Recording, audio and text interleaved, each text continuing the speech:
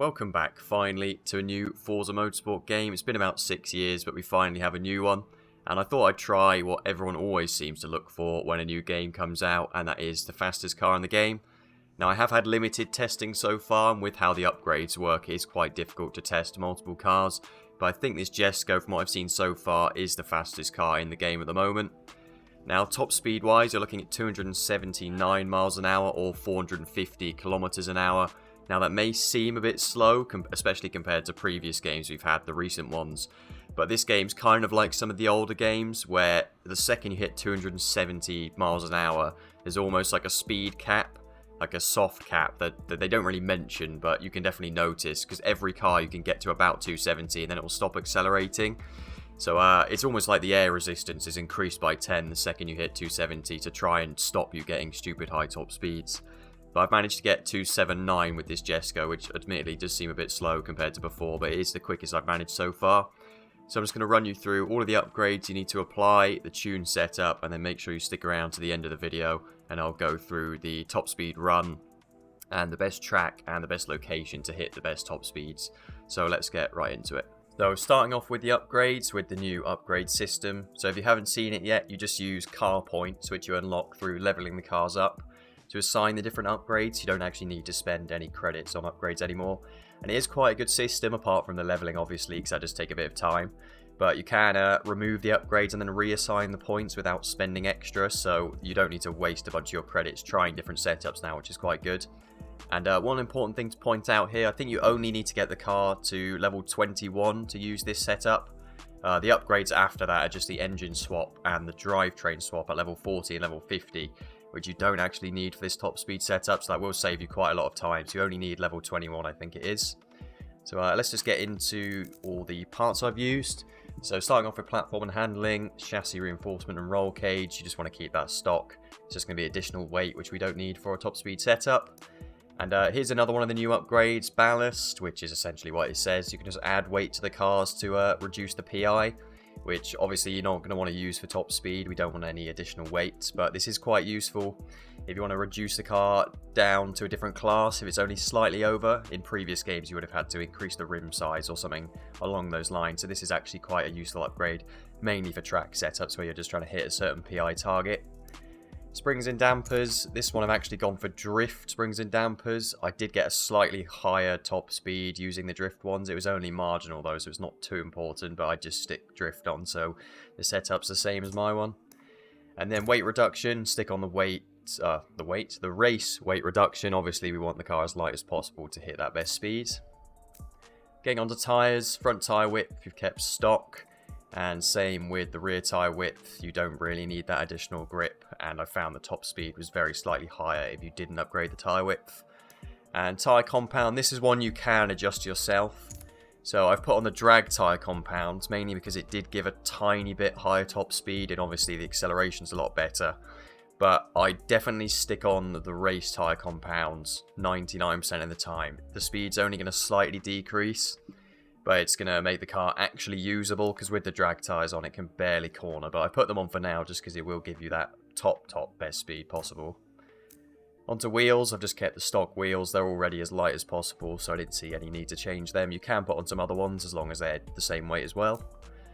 Drivetrain and transmission, race transmission, stick that on. I'm not sure if the gears are adjustable from stock, but that weighs less, so we just want to put it on anyway. Aero's a strange one. Front bumper don't put on. That decreased the top speed when I tried that one. But weirdly, the rear bumper, if you put on the street rear bumper, that actually increased the top speed very slightly. So make sure you apply that one. And then the hood, put on the street hood. That's just a bit more weight reduction, which we obviously want. It's not going to make too much difference, but every tiny bit of weight reduction will help. And yeah, that's everything. The conversion, obviously, we haven't applied. You don't need an engine swap or a drivetrain swap. So now we'll get into the actual tuning setup.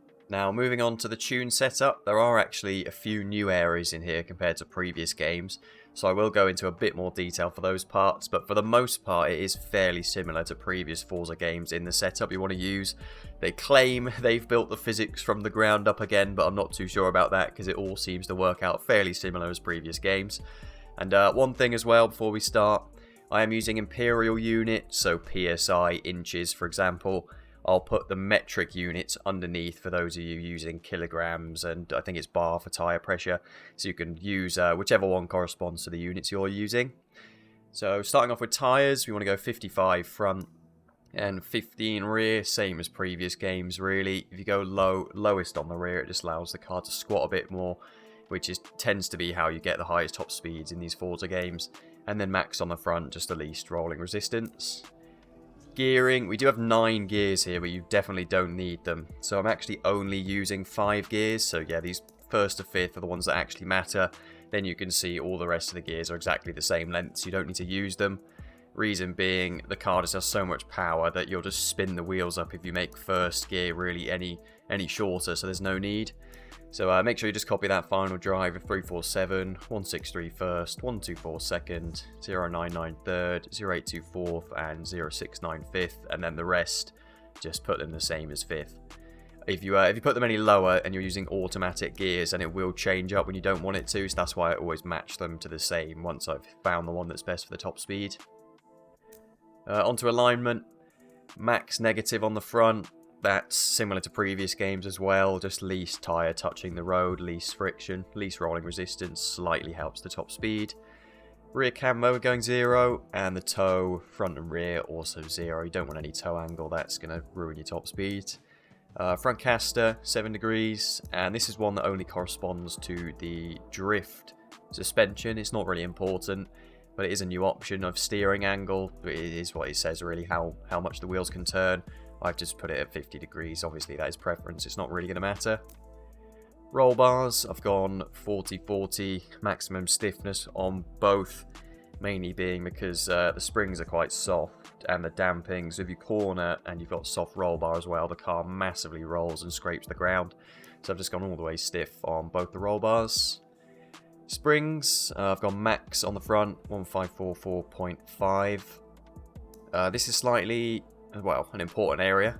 You want to put 311.8 on the rear spring. Reason being, in this game, compared to previous ones, if you scrape the ground with the rear of the car, it does actually slow it down quite a lot. In previous games, you'd want the rear of the car to almost like clip through the ground and it would improve the top speed, but in this one it's completely different. If the car touches the ground, it will bottom out and slow down. So 311.8 is essentially as soft as you can have it without the car scraping on the ground, so it will squat as much as possible and get that best speed, but you won't lose any scraping along the floor.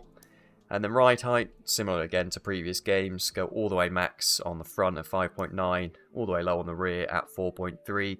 As per usual with Forza games, if you have the car squatting, front end as high as possible, rear as low as possible, that tends to help with the top speed. Wouldn't really work in real life, but it works in this game. Damping, gone 1 on the front, bump all the way soft, rear bump all the way stiff at 13, rear rebound, so I should say front rebound all the way stiff at 13, and the rear rebound all the way soft. Yeah, again, similar to previous games. There's not too much difference in these setups from what I've seen so far compared to before. Suspension geometry. Now this is a whole new section they've added into the game, so we'll go into a bit more detail. First of all, we have roll center, which it pretty much says what it is. So essentially it adjusts the point where the suspension acts round corners. So if you put it higher up, the suspension is going to act higher up, probably above the center of gravity, if that makes sense. If you put it really low, it's going to act below the center of gravity. It's obviously going to affect how the car corners and how it rolls around corners, obviously. But being a top speed tune, it's not too important. I've just put it all the way low for that one. Then anti-geometry percent, so anti-dive front and anti-squat rear. Sounds complicated, it's not really. It's essentially the opposite of roll center. So it's how high the suspension is mounted in the car, if that makes any sense. So anti-dive, if you put that all the way high, that's going to cause the car to be stiffer at the front, and it won't dive as much. If you hit the brakes, but obviously we're not hitting the brakes, so it's not too important. The one that matters is the anti-squat. So I put that all the way low. That's going to allow the car to squat as much as possible and the rear end to get as low to the ground as possible. Obviously these are new features, so I'm still learning what works best, but this seemed to be the best kind of setup for the top speed This is going to be really important for drag racing setups, although they don't have a drag strip at the moment, so we can't really do many of them. But yeah, just go with max on the front dive and on the front dive, and then lowest on the rear anti-squat. Onto aero, obviously all the way low, least drag, highest top speed. And brakes, they don't really matter, but I just put my usual setup of 45, 115. And differential, got 80% and 10. 80s just so you can corner slightly if you haven't locked the diff up, which is going to allow, obviously, the rear wheels to spin at a different speed. And this one doesn't really matter. Steering wheel, it's just, you know, specific to each individual car. And I think mainly applies if you are using a physical steering wheel, not a controller. So you don't really need to bother about that. You can essentially leave it on whatever you like. Won't make too much difference. So that's the full setup. One thing I do want to point out is the top speed stat on the left I found in this game is a lot more accurate to previous games. And one thing you will notice, it says 280.6. But no matter how hard I try, I can't get the car to do 280. So I actually think that top speed stat is perfectly accurate, but you do need a completely flat, dead straight line, which obviously we don't have in this game. We only have racetracks. So for the top speed, you're going to see now you do use the old Le Mans layout and run the straight in reverse, because that way you've got a bit of downhill near the end when you're doing the fastest speed. So that's it for the whole setup. If you'd like to download it instead, stick around to the end of the top speed clip coming up, and I'll put the tune setup on screen so you can't download it if you don't want to copy it. And that's it from me. Please leave a like if you've enjoyed, and I hope you enjoy the clip.